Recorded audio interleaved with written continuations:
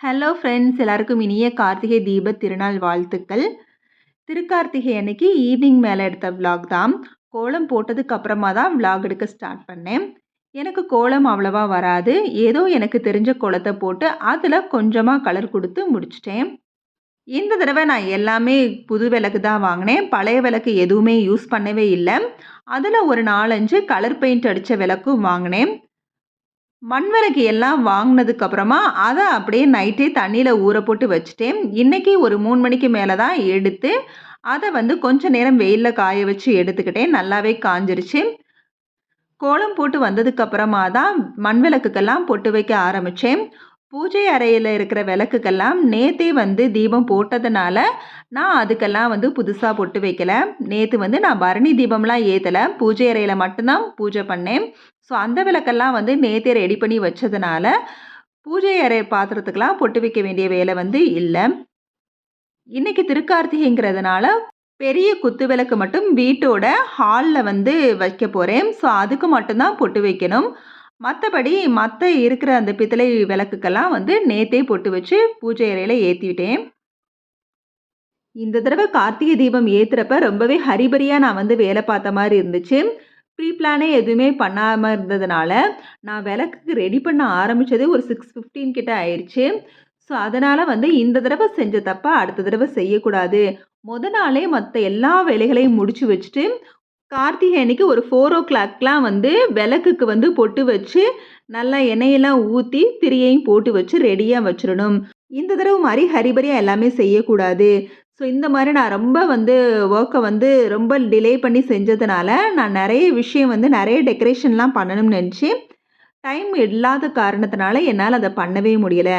நான் முதவே pre plan பண்ணி வச்சு எல்லாத்தையும் ரெடி பண்ணி வச்சுருந்தேன்னா இன்னுமே நல்லாவே நிறைய டெக்கரேஷன் பண்ணியிருப்பேன். ஸோ அந்த தப்பை இன்னுமே நான் பண்ணக்கூடாதுன்னு இருக்கிறேன். ஒரு விஷயத்தில் நிறைய சோம்பல் பட்டோம்னா அந்த விஷயத்தில் நம்மளால் நினச்ச அளவுக்கு சிறப்பாக பண்ண முடியாமல் போயிடுதுங்கிறத நிறையவே இன்னைக்கு திருக்கார்த்திகைக்கு ஃபீல் பண்ணேன். ஸோ இந்த தடவை பண்ண தப்ப நெக்ஸ்ட் டைம் திருக்கார்த்திகைக்கு பண்ணக்கூடாது அப்படிங்கிறத இந்த ஒரு நாளில் ரொம்ப பெரிய பாடமாக நான் உணர்ந்தேன்.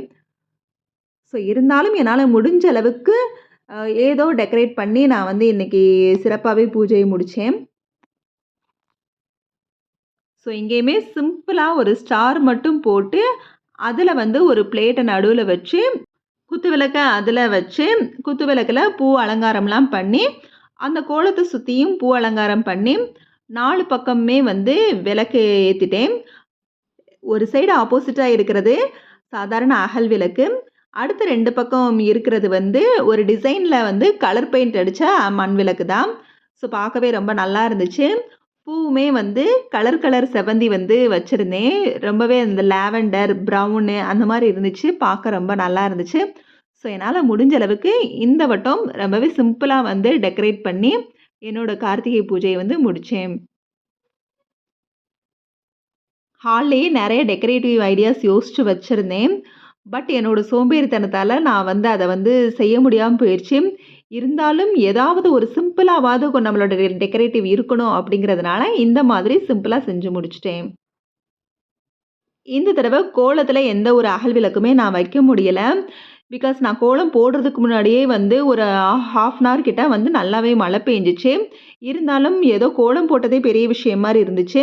ஸோ கோலம் போட்டு முடிச்சதுக்கப்புறமா விளக்கெல்லாம் ஏற்றிட்டு இருக்கப்ப இந்த உள்ள ஏற்றின விளக்கே என்னால் ரொம்ப நேரம் மெயின்டைன் பண்ணி எரிய வைக்கவே முடியல. அந்த அளவுக்கு காற்றடிச்சு தீபம் அணைஞ்சிக்கிட்டே இருந்துச்சு. அதனால் வெளியில் எந்த ஒரு விளக்குமே கோலத்துக்குன்னு தனியாக வைக்கல. ஸோ அதுக்கு பதிலாக எல்லாத்தையுமே இங்கே இருக்க ஸ்டெப்ஸ்லேயே வச்சு அலங்காரம் பண்ணிட்டேன். ஸோ பார்க்கவே ரொம்பவே அழகாக இருந்துச்சு. எப்பயுமே ஸ்டெப்ஸில் இந்த கார்னர் ஒன்று அந்த கார்னர் ஒன்று மட்டும்தான் விளக்கு ஏற்றுவேன். ஆனால் இந்த தடவை வெளியில் ஏற்ற முடியாததுனால கோலம் பக்கம் வெளியில் கொண்டே கதவை கூட ஓப்பன் பண்ண முடியாத அளவுக்கு காற்று அடித்தது. ஸோ இந்த கூண்டு மாதிரி இருக்க அந்த தீபம் கூட கொஞ்ச நேரம் மட்டும்தான் வெளியில் இருக்க ஸ்டெப்ஸில் வைக்க முடிஞ்சிச்சு. ஒரு 10 மினிட்ஸ் கூட இல்லை. திருப்பி அதுவும் இந்த பிளேஸில் உட்காந்துருச்சு. இந்த தடவை ஒரு 30 மினிட்ஸ் மட்டும்தான் என்னால் விளக்கே ஏற்ற முடிஞ்சிச்சு. அந்த அளவுக்கு தீபம் அணைஞ்சு அதை திருப்பி ஏற்றி வைக்கிற மாதிரி இருந்துச்சு. ஸோ 30 மினிட்ஸ்லேயே விளக்கெல்லாம் எடுத்து வைக்க ஆரம்பித்தேன்.